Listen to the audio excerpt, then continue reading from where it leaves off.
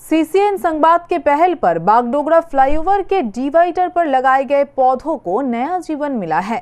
उसके लिए लोगों ने सीसीएन संवाद को धन्यवाद दिया है।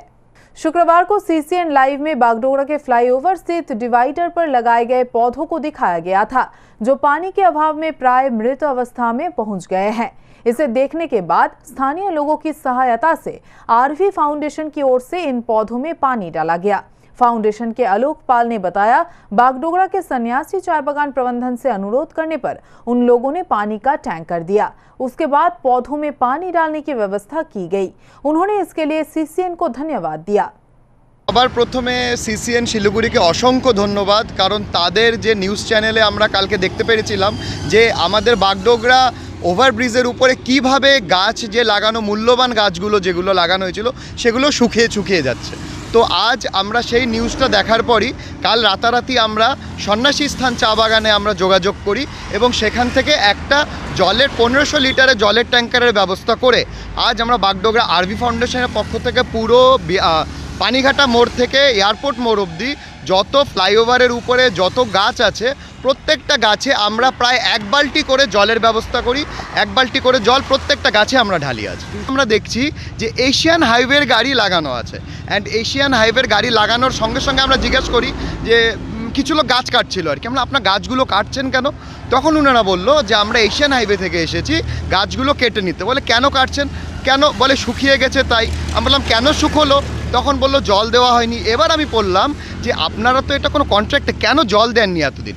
তখন ওনারা বলছে আমাদের নাকি কন্ট্রাক্ট পেতে দেরি হয়েছে ওনাদের, যার জন্য এই গাছগুলোতে জল দেওয়া হয়নি, যার জন্য গাছগুলো মরে গেছে এবং ওনারা কেটে নিয়ে আবার নতুন গাছ এখানে লাগাবে। इधर नक्सलवाड़ी पंचायत समिति के अध्यक्ष आनंद घोष ने बताया, राष्ट्रीय राजमार्ग की उपेक्षा के कारण ही कई पौधों की मृत्यु हो चुकी है। जो पौधे बच गए हैं उन्हें बचाने के लिए समिति की ओर से पानी डालने की व्यवस्था की जाएगी। धन्यवाद জানাবো সিসিএন কে, যারা দায়িত্ব নিয়ে এত বড় একটা কাজ করলেন। আমরা সব সময় বলে থাকি বৃক্ষরোপণ করো, একটি গাছ একটি প্রাণ, কিন্তু এই ক্ষেত্রে আমরা দেখলাম কেন্দ্রীয় সরকারের পক্ষ থেকে গাছগুলো লাগানো হয়েছে, তার কোনো রকম সঠিক চর্চা নেই। কিন্তু সবচেয়ে বেশি গুরুত্বপূর্ণ যেটা সিসিএনের মাধ্যমে প্রচার হওয়ার পরে সবাই নড়ে চড়ে বসছে। এই জন্য সিসিএন পরিবারকে আমি নকশালবাড়ি পঞ্চায়েত সমিতির সভাপতি হিসেবে সবাইকে ধন্যবাদ জানাচ্ছি, এবং এরকম আরও যদি কোনো কিছু থেকে থাকে আপনারা তুলে ধরুন। আমাদের ধন্যবাদ, আমরা পাশে আছি, পাশে থাকবো। আমি এই প্রজেক্ট ম্যানেজারের সঙ্গে একবার দেখা করব, আমাদের পঞ্চায়েত সমিতির পক্ষ থেকে আমি একটা চিঠি দিয়ে দেখা করে বলবো যে আপনারা লাইট গাছ এগুলো একটু দায়িত্ব নিয়ে দেখুন।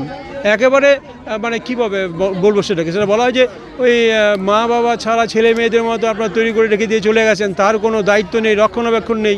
আমি সেই জন্যই বললাম যে আমি এই সিসিএন পরিবারকে ধন্যবাদ জানাচ্ছি, তারা এই এত সুন্দর একটি খবর তুলে ধরছেন। সেই জন্য আমি আরেকবার ধন্যবাদ জানাচ্ছি সিসিএন পরিবারকে। এরকম যদি আরও কোথাও কোনো কিছু থেকে থাকে আপনারা তুলে ধরুন, আমরা আপনাদের পাশে আছি।